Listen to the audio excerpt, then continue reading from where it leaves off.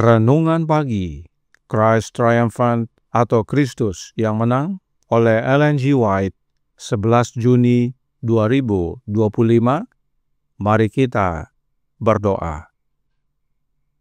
Bapa kami yang di sorga, Allah pencipta langit dan bumi, laut dan segala isinya, Allah yang maha besar, maha kuasa, sumber segalanya, yang kami sembah selalu melalui anak-Mu yang tunggal, Yesus Kristus.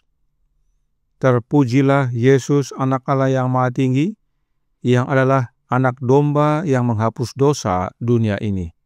Pada pagi hari ini kami bersyukur boleh bangun dan berbakti, dan sebagaimana membaca dan mendengarkan nasihat firman-Mu, kiranya ini menjadi pembaharuan bagi kami semua, agar menjadikan Kristus sebagai daya guna kami, sebagai pekerja-pekerja-Mu, ya Bapa.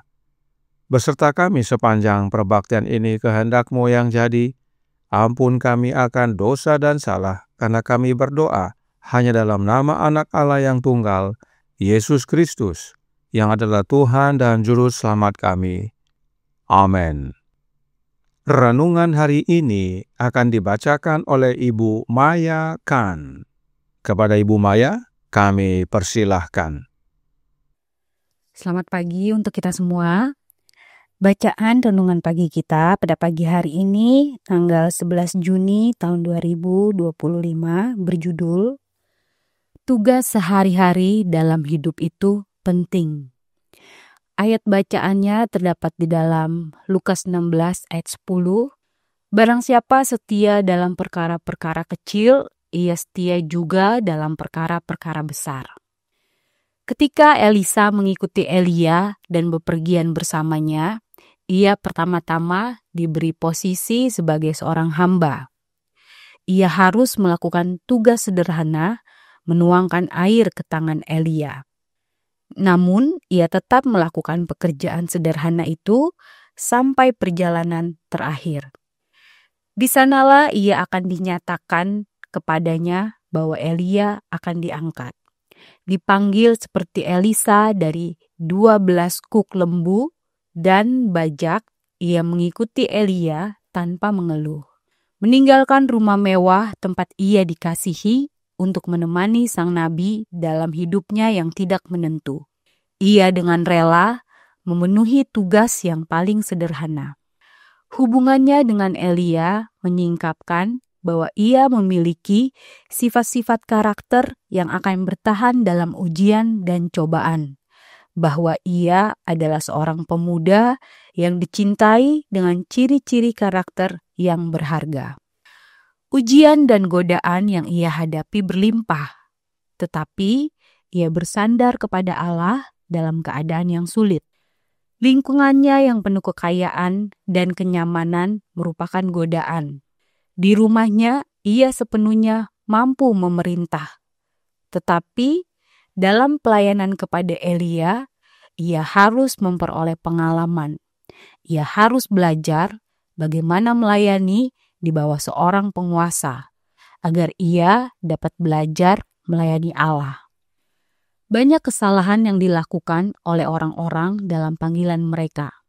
Mereka melebih-lebihkan kemampuan mereka, dan dalam ujian dan pencobaan terungkap bahwa mereka membutuhkan pengalaman yang berbeda dari yang telah mereka miliki untuk menjadi pekerja bersama Kristus. Orang-orang yang tidak melihat kebutuhan mereka untuk melayani Allah dalam hal-hal kecil, melakukan pekerjaan yang sederhana, memberikan bukti yang jelas bahwa mereka tidak layak untuk melayani dalam hal-hal yang lebih besar. Dengan mengabaikan pelayanan yang sederhana sebagai hal yang tidak penting, mereka memberikan kesaksian bahwa mereka tidak dapat dipercaya dengan tanggung jawab yang lebih besar. Gagasan yang berlaku dalam benak sebagian orang dan yang sulit diubah, gagasan yang mereka biarkan terjalin tanpa disadari dalam pengalaman mereka adalah bahwa kedudukan tertentu yang terhormat dan bermartabat harus dipertahankan atau pengaruh mereka akan ternoda dalam pekerjaan pengabaran mereka. Namun ketika mereka belajar melayani, mereka akan tahu bahwa pelayanan yang rendah hati dan aktif berarti menaruh minat pada tugas-tugas kehidupan sehari-hari dan memperoleh pendidikan yang penting untuk melakukan tugas-tugas kehidupan sehari-hari dalam pekerjaan kecil apapun. Bisa dalam mengolah tanah, mengikuti bajak, menabur, atau menuai. Tidak boleh ada pengabaian atau penilaian rendah terhadap tugas-tugas kehidupan sehari-hari yang hina. Pertobatan sejati kepada Allah akan bertindak sebagai ragi dalam setiap fase tugas dalam hubungan-hubungan kehidupan. Kemudian, jika Tuhan melihat kita setia dalam hal-hal yang terkecil, tekun dalam menggunakan kekuatan fisik kita, melakukan dengan tangan kita apa yang harus dilakukan seseorang, Dia akan berkata, "Naiklah lebih tinggi. Engkau mungkin dipercayakan dengan tanggung jawab yang lebih besar." Dikutip dari Letter 64 tahun 1897. Demikianlah bacaan renungan pagi kita pada pagi hari ini. Tuhan Yesus memberkati. Terima kasih atas penatelanan Ibu Maya. Tuhan Yesus memberkati. Selamat pagi saudaraku dalam Tuhan. Roh Nubuat menyatakan peranan kita dan kemampuan kita dalam suratnya nomor 35 tahun 1905 paragraf 15. Seluruh sorga tertarik pada pekerjaan yang harus kita lakukan bagi Sang Guru. Agen-agen sorgawi akan bersatu dengan kita dalam menyampaikan firman Kristus kepada mereka yang belum bertobat. Ingatlah bahwa kita harus menjadi pekerja bersama-sama dengan Allah. Kata bersama-sama memiliki makna yang sangat penting. Bisa baca 1 Korintus 3 ayat 9. Tanpa aku atau di luar aku, kata Kristus, kamu tidak dapat berbuat apa-apa. Yohanes 15 ayat 5. Semua efisiensi pertobatan berasal dari Dia. Kita berada dalam bahaya karena terlalu melebih-lebihkan kemampuan kita sendiri. Kita tidak dapat bekerja jika kita terpisah dari Kristus. Kita tidak dapat berbuat apa-apa di luar Kristus. Artinya, sehebat apapun kemampuan kita, tidak ada artinya. Sebab kuasa yang kita butuhkan untuk bekerja dan kuasa untuk menobatkan berasal dari Yesus. Bahkan, masih dalam paragraf yang sama dikatakan, kuasa kita dalam melayani bergantung pada penerapan firman Allah dalam kehidupan kita. Jangan hanya berusaha memengaruhi perasaan orang-orang yang Anda layani. Penting bagi para pekerja Kristus untuk menghidupkan firman Allah dalam hidup masing-masing. Ada banyak umat Allah yang pandai berteori dan menjelaskan, tetapi kebenaran firman Tuhan tidak diterapkan dalam kehidupannya. Mereka berbicara seperti sudah melakukan, tetapi sebenarnya belum. Inilah ciri-ciri orang yang melebih-lebihkan kemampuan mereka. Itu sebabnya renungan hari ini berkata dalam Christ Triumphant, halaman 169 paragraf 3. Banyak kesalahan yang dilakukan oleh orang-orang dalam panggilan mereka.